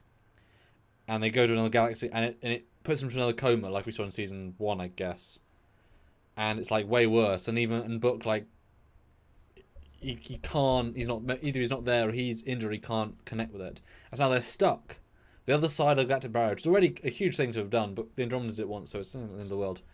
And now it's like, well, now they're now a lot. Now it's like Voyager all of a sudden. We had the status quo with Federation. Now all of a sudden, boom, we're alone for 5 episodes, and they've got their own shit to deal with, and we have to find the end of it. And now we are no Spore drive, which makes us just a ship. We've got cloak, we've got warp, but it like really just brings it all the way down. And without Stamets, the Spore tech of the Earth ships become like stalled. That'd be great. You know, God tech, then remove it for a few episodes, and just have the crew be very minimal, because you can't escape. You can't just do. You've got to live. You've got to be. You've got to be present. That'd be great. That'd be great. What do you think? No, I think that's a fantastic idea. I would be fine if this season ends with them getting stuck in the Andromeda Galaxy. Yeah. And to be I'd be super interested to be watching season 5 at that point, because it'd be like, so yeah, I mean, go for it. We end in a different galaxy. And Quadricorus, what happened to the other disco? The one waiting in the nebula. Oh. They forgot all about that. Stuart, that's your pet thing, and they're just like, nope. I had so many ideas for that. I know you did. It's like no, it's still a possibility. Something could happen. I don't know. And I just remember I read you the interview that Michelle Paradise had. I saw your heart sink when I read it to you. Yeah, I mean, there's so much story potential there, but that was the season 1 writing team. She is the new boss lady. She says no. That's the mega future. Even though we're in the mega future, it's in the future of our future, despite it being the old ship, and the old sets, and the old shuttles. We'll get there eventually. Yeah. We won't forget about it and ignore it like other things have. Oh, look, Stuart, we're in season 6.5. Fuck it. I'm done. Listen, Jericho says, ignore that one. Short treks aren't canon, but they are, because we met the queen that could make dilithium. Wait, we met Booker's cat early? What? No, not that. Stop. She's a queen. She's a queen. Stupid. But no, I mean, most of the shorts tie into actual Discovery, so. Yeah, I mean, they existed because they're like, what have we got on set that we can quickly do and make a freebie for 1/5 the budget, 1/10 the budget, and try and sell them, and didn't quite work, but they, we did some content on them. They weren't great, but they, Triple One put a lot of effort into. In fairness, that was a big effort driven one. Dave throws in £2. What a guy. Dave puts in £2 and says, Red Matter powered Voyager J. I mean, the licenses are all one big thing, so go for it. That's not the end of the world. Just don't be generating a basketball-sized red matter container and use a drop. That was bigger than a basketball. I know, but they would be smaller, obviously. And it's funny, the Dr. David Hirsch, the orthopedic surgeon or the dentist guy I went to see the props at, he had the opportunity to buy the red matter, but he had no room for it. And he thought it would make now he's regretting it, because he thinks it would make a perfect centerpiece for the middle of that room. But was there liquid in it? Was it? I mean, it's going to have to be something. I don't know. I think the liquid would probably be CGI, don't you? Well, I don't know. I mean, it's easy to put actual liquid in a big glass container for all the long shots and CGIing inside red goo.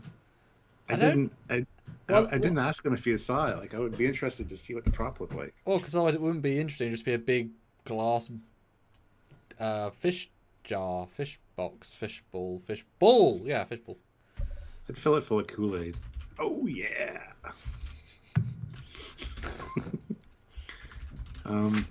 Colin says the Calypso Discovery could still be out there. They never told us why it's hiding. Could have come from a parallel timeline. That's one to do. Yeah, I mean, I came up with so many ideas for that goddamn thing. maybe it'll be a thing still. Who knows? They'll surprise us. Perhaps. Maybe. Let's see. We have 119 likes. We're almost at that 120. One more like, guys. Still need at least $50. But that would be good. That they're getting close there. So throwing some fives, we're getting quite close. Yeah.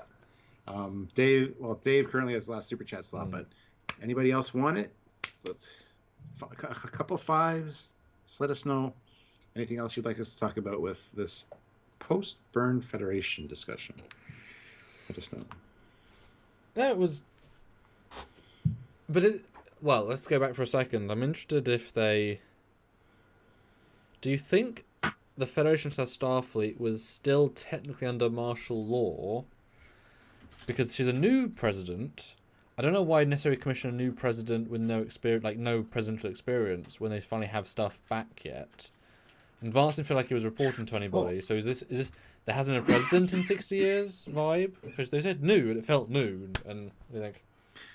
I don't know, because I mean she's part Cardassian, part Denobulan, part human, I believe.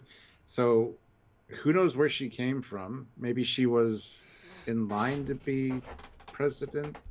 She's not that old. Somehow. I know that, but I'm just saying.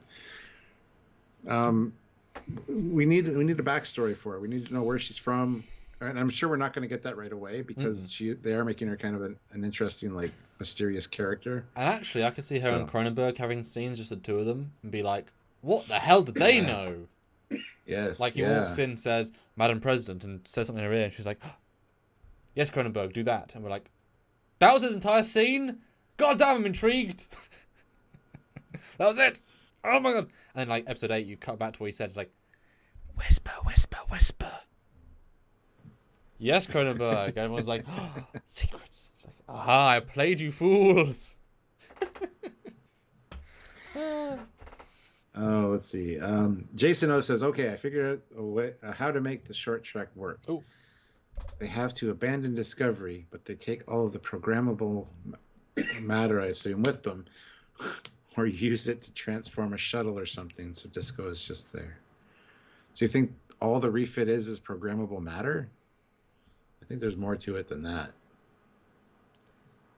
Yeah, that'd be real sad if that was... It's not refit, that's more like a shell then. Yeah, but it's look at the detached nacelles and stuff. There's more to it than that, for sure. But what about the holes in the saucers? What about the holes in the nacelles? And I mean the pylons? Yeah. They aren't replicable matter holes. They're holes. With impulse engines, like... And why did they do that? Why did they take away internal volume from the ship? It looks cooler. Negative space is always a good thing. But... What do you mean? It's not always a good thing. What?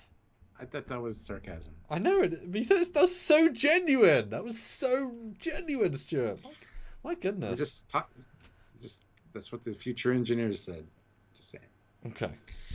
I don't know. Take away internal space from a ship that's not that super big anyway, and yeah, it just doesn't make any sense. But Mark Lawrence, $5, just adding my 2 cents plus $4.98. Well, thank you very much, Mark. Thank you for the $5 super chat. She's human, Bajoran, and Cardassian.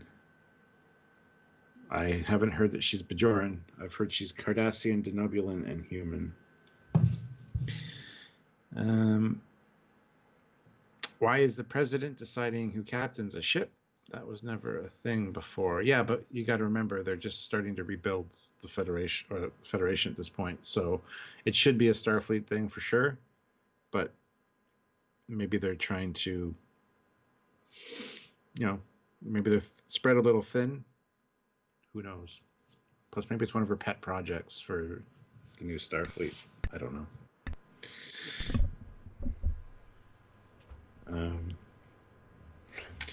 And Mr. Captain, yeah, I think Earth Rejoin the Federation will be a full episode this season. Will be an entire episode just on its own, and probably even Navarre episode. I think there'll be one of each, maybe. Yeah. Kind of mirroring the first season, season 3 versions, just with now a different thing. Who's calling it that Earth's going to get destroyed by this gravitational anomaly? Could you imagine? I can't imagine. No. I can see them doing it. You know. Oh my god. But Stuart, that tree, they can't destroy the tree. It's been there all of their lives. Oh yeah. Yeah. The tree. It's a John tree Shields. of life. John Shields. How did they do the upgrades to Discovery if this is the first new space dock? Easy work base. Lots of little ships. Because they retrofitted, didn't rebuild. The impetus is that they're building new ships, which you could build with work bees. It'd be just a lot longer. Because remember, a dry dock is a frame where you can quickly move things and build things and have tractor beams, and you can do it with lots of manual ship things. I'm sure, like the Nog was nearby and helped. It's just a dedicated thing that you put a ship in. Yeah. George Mangrum, she's Bajoran, not Denobulan, mentioned on the Ready Room. Okay, well, I didn't hear that because I don't watch the Ready Room. So, there you go. And I dislike her more now because she's part Bajoran.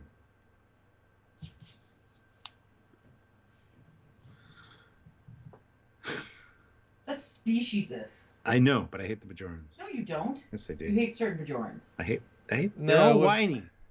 You're whiny. You're whining right now because... Well, neither of us like the Bajorans. Yes, this is true. It's not a secret. But the thing is, you're not meant to... But the thing is, right, it's not specious to say you don't like the Sona. You're not meant to like the Sona, right? So if it's not speciesist to say you don't like baddies, you're allowed to not like goodies too. Surely. I'll say it to Sylvia, say like, do you not like the Sona or something? Or the Dominion, do you not like the Jem'Hadar? Do you not like the Jem'Hadar, hun? What? What about the Jem'Hadar? Do you like the Jem'Hadar? Do I like them? Yeah.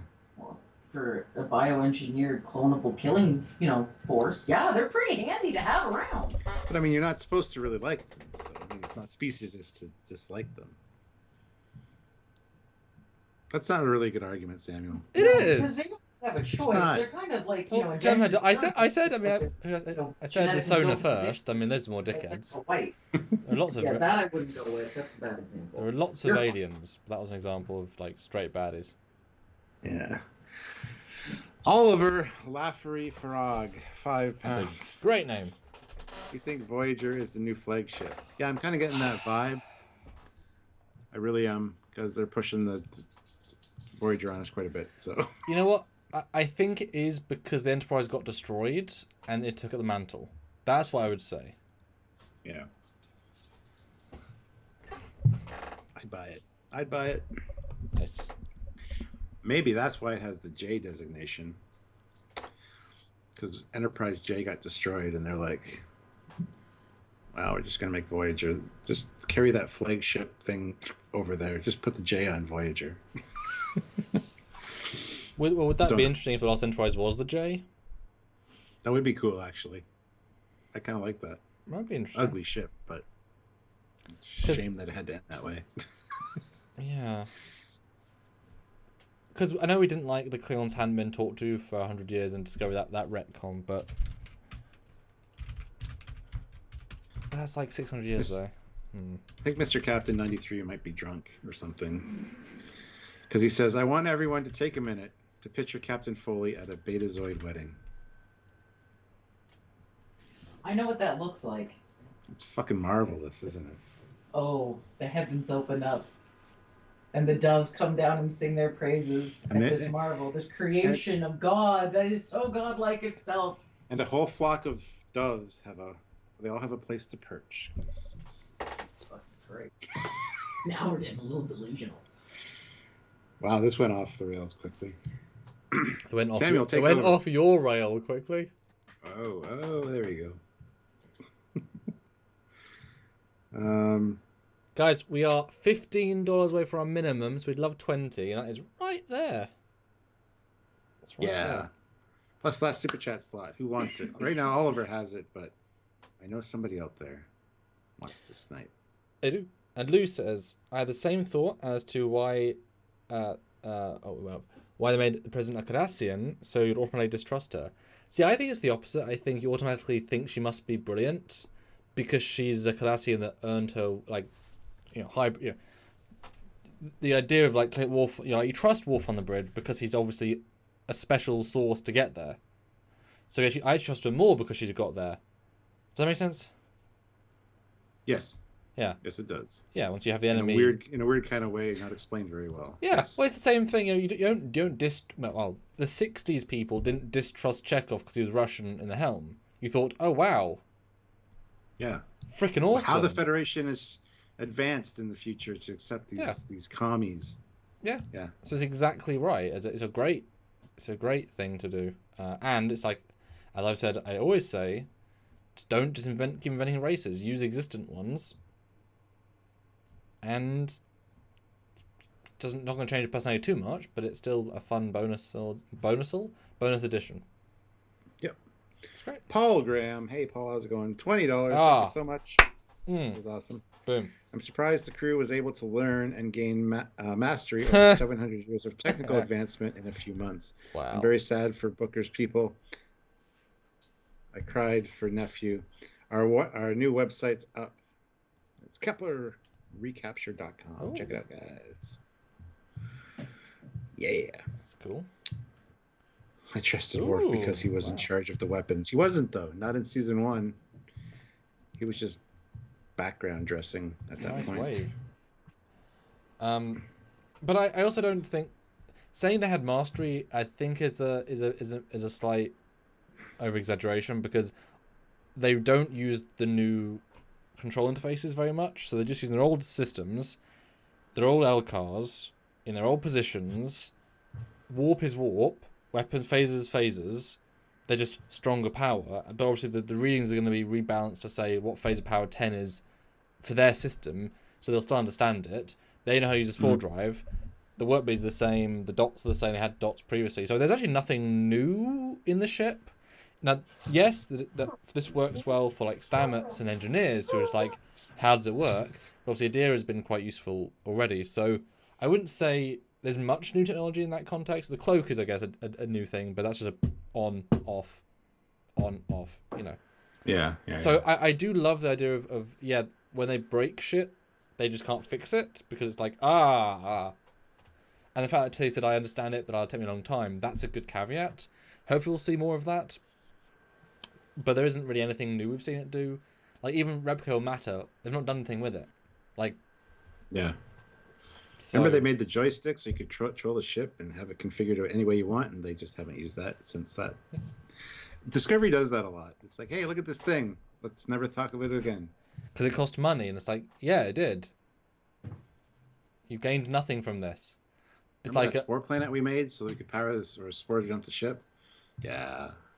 We're never going to go back there. We're never going to talk about it. Great CGI, though, when it crashed. It's like when they introduced... in the Picard trailers, they had the LCOS in every single pillar. We were like, oh god, that's obscene. And then what happened? They got rid of it all. Yep, because it's too expensive. Cause it's a stupid thing to do. It's like, yeah, brilliant. Great, don't do that. It's like, good choice. Don't waste thousands on a non... Who are these LCOS for? 9 pillars back. Stop it. If you want an console, put a console in. Lou says we saw Detmer get rid of the program on her console. Yes, we did. But Awashikam was loving it. Mm-hmm. So why is she not using it? Why isn't any of the other bridge crew using it when they have the option to? Well, and also, she said she has 5 months to learn, so there's no reason to think she wouldn't like it now. And we did see them do hologram stuff in this episode, but they did holographic stuff last season, or every season. Yeah. But I mean, I would assume that they'd want to learn. I mean, how could she be the best pilot ever on the new Discovery without using the new systems? There should be a limitation of like how efficient the controls are. It's like using analog versus digital. There's only a limit to how good in certain situations that can be. Yeah. Well, it's like you have 2 pulleys that control rudders, or you have a computer that controls the rudders to an nth degree. At some point, you're going to swap over to the full potential. Sergeant Montgomery, $5. Just got off work. Thought I'd stop by and give 5. Hey. Thank you very much. High five to you too. No, it wasn't high five, but it was. We both had the same thought. Well done. Well done. Dave, £5. Thank you. With hollow ships and programmable matter, why even have space docks? Do they work like the one in the Protostar? Giant replicators show the future. I mean, you're not wrong. But I don't know. I like having a space dock. I like having It's good. What a call. It grounds it. I mean, they don't use fans to take at all times and all places. Sometimes they don't want to waste. I mean, I think replicable matter takes a lot more power than just flying at impulse. So they just want to just build it the old-fashioned way and save themselves precious energy if they're not rushed. And it'd be dull if there was just a little pod and then just this stream of matter came out and built it. That's like, okay, great. But like really building it, really making it. I'm sure they're doing parts. But also if they can replicate simple materials, you don't need replicable matter because I'm sure it's more expensive at energy-wise. And then you could beam it into place or you could physically move it and again save power. And it's just, yeah. General Grievous, $2. This show is sponsored by Pepto-Bismol. Bottled Klingon blood? What? Please explain, General. I know this isn't Prodigy. I know you're not seeing your ilk anymore, but please explain.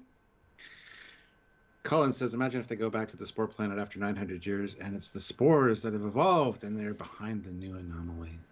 Dun, dun, dun. That would be dark and great if Discovery destroyed the universe. That'd be very cyclical. Yeah, I'm sold. I wasn't a hard sell, but I'm sold on that. No, that's good. But guys, well, Stuart, set our final like goal, and I'll set our final super chat goal because we're doing well. Let's get another. Well, we're at 137, so let's get another 13. Let's get to 150. So 13 more likes, guys, and I'll go let Samuel take it over from here. Or Sylvia, well done. I'm gonna say 15. Easy, simple 15. We'll be happy. Yeah. And we're also gonna start a poll, Stuart, because I forgot polls existed for 1 hour and 44 minutes. It happens when we're having good discussions. It does. So we're gonna have a poll. We need another 12 likes, another $15 would be awesome. So General Grievous right now is the last super chat slot, and he is a Star Wars guy. So why are we allowing this? Come on, somebody get in there and teach Star Wars a lesson. Or if someone's username is Sidious, show him who's the boss. Who is his daddy, and what does he do? Well, Palpatine is a Sith Lord, so yeah. And Tim says Palpatine's behind the anomaly. Ha! That's with a delay as well. You'll be happy, Tim. I referenced before I even saw it. And the poll question: Were you happy with the post season 3 Federation vibe? Yes or no? I want to know. So answer the poll. 5 more people hit like, and like I said, another $15 would be amazing. Just to kind of get this almost our minimum. But anyway, that's cool. But a good discussion. We've sort of meandered a bit, but that's the thing. You guys do. We bounce off you. Yeah. And we, like a $2 super chat with a specific comment can just give us so much extra to go on. And we love the fact Discovery generates this extra conversation. It's certainly the longest running of the shows now, and you guys certainly have the most opinions on it. That is clear. We'll give you a spoiler, a sneak peek of what's coming for lives this week. Tomorrow we talk about Captain Michael Burnham. Does it work? Mm-hmm. Does she work? And then on Wednesday it'll be a fun one. It'll be the planet-destroying threat. What is it? Predictions. Dun, dun, dun. I mean, I want to know what it is. I do too. But we love doing prediction videos, especially before Thursday's episodes, but we don't get next time ons anymore. So. They are gone. But also it means, we can be totally surprised. 5 more lights. 5 more lights. 5 more lights. That sounds so close, Stuart. That sounds so close. Eddie Price says, I don't know if y'all have covered this, but is current Star Trek stuck to warp for the next 900 years? What? We mentioned that during season 3, all of it. Where's transwarp? Where's slipstream? Where's all of the variations of faster than light travel you could have created as opposed to just warp? Yeah. They kind of answered 1 or 2 questions, kind of not too. I mean, we'd certainly love more of an explanation. I mean, just Voyager itself introduced a billion. Okay, maybe not a billion, but a lot of new alternate warp systems, and yes, they did. you know, even TNG did. Soliton wave. I was just thinking that, yeah, like that. That would have been a great shout. It's like, oh, our Soliton infrastructure didn't hold. Like, what? Oh, it's a wave that goes at warp.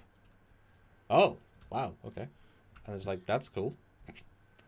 If you say so, Madam President. Maybe the Soliton wave is the great villain of season 3. Dave throws in £2. Are there other admirals? Saru promoted over Michael Burnham. There are other admirals, I'm sure. I'm not sure. Pretty sure it's not just Vance. Unless he killed them all to have absolute power. He's the CNC of Starfleet. He is the head honcho. He is an admiral, but he's also like a special admiral. So he's the man. But now there's the woman over the man. Well, I would assume he could override her in military. Yes. I assume if she really wanted to override him, she could as well. But I feel like he can override her, and she's kind of got to take it for a few things. Not for political stuff, but you know, what's the point in being military lead if you can't override the civilian who's not military, like in military things? Yeah. Not sure how that would work actually, command structure wise, especially that far in the future. But well, and it's probably, like I said, I mean, I don't think you actually answered. Do you like the idea of them being in martial law during the post-burn and now the first president in a long time? Did you actually like that idea? Yep, I do. Okay. I think it makes a lot of sense actually, because we didn't get a mention of the president in season 3. We talked about who it might be, or if we'll see them, but I think he mentioned the council, but did he mention that? I think he did. What did your brain say? I have a recollection that the president was mentioned at least once in passing, but I could be wrong. Oh, Grievous was saying about Betazoid wedding. Wow, you're delayed, man. Sponsored by Pepto-Bismol is okay, that makes more sense. $11 more, guys. I think we hit our like goal. Yes, we did. And yeah, please sign up for tomorrow for the Burnham one. That should be interesting. And Unique Useful, or Useful, says, what do you think caused the gravitational anomaly? Well, that's Wednesday's live discussion. It'll be at 5 p.m. Eastern Standard Time. Tune in for that. We'll have predictions as to what we think might have caused it. And we want to hear your theories as well. Maybe this will be a Tyler Vox situation where we guess it straight away. Yes. Oh, goodness, that'd be fun. Although, did you hear he got a Shazad cast as a regular in a TV series, so yeah, he ain't going to be regularing in a Section 31 show, if he's that. Yep. Which I'm fine with. I did notice that, yes. Because once they're hired, you know.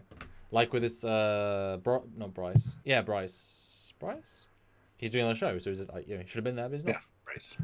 Yep. But that's okay. But I'm actually genuinely excited for next week, or this week, or this a few days away. Seeing where what we're gonna do with that. Oh my god, they've earned. I know I liked it more than you did, but I think this next one will determine if the pace is going to be good or not. It can jump the shark with too much information, which would be a case if there's more than one plot. It can be too slow of information, and it's like it's not credible enough a threat. But I still want to see Federation as normal. I still want to see, But once you start introducing... That was the weird thing about the burn. The event was the past. Like, it's already happened. There is no direct tension now because it already happened. That's the genius of that move. This is now a present danger threat which is moving through our galaxy. Oh, it's now a threat. We've now got a time limit. It'll attack our next colony in 2 days. Well, that's a time threat. We can't. We've got to rush. I'm not looking forward to that unless the thing can like phase out of existence, like the one did in Voyager, which would be fine. Then it's a case of we've got to find where it is next. Yeah. Sergeant Montgomery says, having seen episode 2 already, I'll be quiet. Was that part of the pre red carpet thing where people saw it a day early? Did you get to see 2 episodes? Please clarify. Wish.com. There's There's no dot there, but it says, my theory is that some idiot pressed the wrong button. It's possible.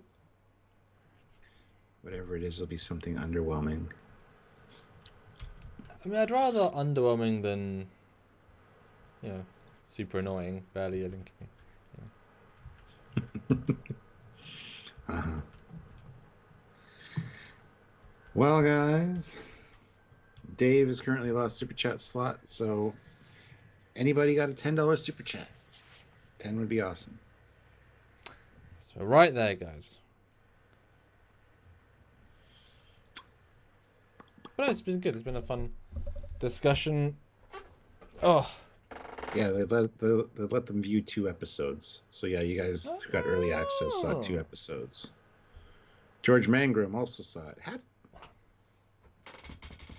You have to apply for it. I got my friend Joe Colton to, when she sees it next time, she's going to let me know so that we can maybe get an early access. Well, in fairness, that means we'll have to review, like, we can't then do our same reviews, we'll know more, and can't be spontaneous, and... That's true, but I can play stupid. Oh, sure, like, we know stuff about Prodigy, but we can't say. Sort of, anyway. And even Picard. Well, okay, yeah, yeah. So... A bit more about Picard, but yeah. And a little bit about Lower Decks as well, so we know a bit about everything, but, Like, I won't say which live or which show, but one of the recent lives I did actually talk about a thing that I knew was wrong because you didn't know it was wrong, like the audience. I was like, well, this is a good conversation line. Let's just talk about this. I know it's not going to happen, but it's a good conversation. And that's part of the fun. Dear me, Stuart. Well, I think we'll call it there. Yes. Looks like we won't get the last $10, but that's okay. We have 2 more nights of lives to make up for it.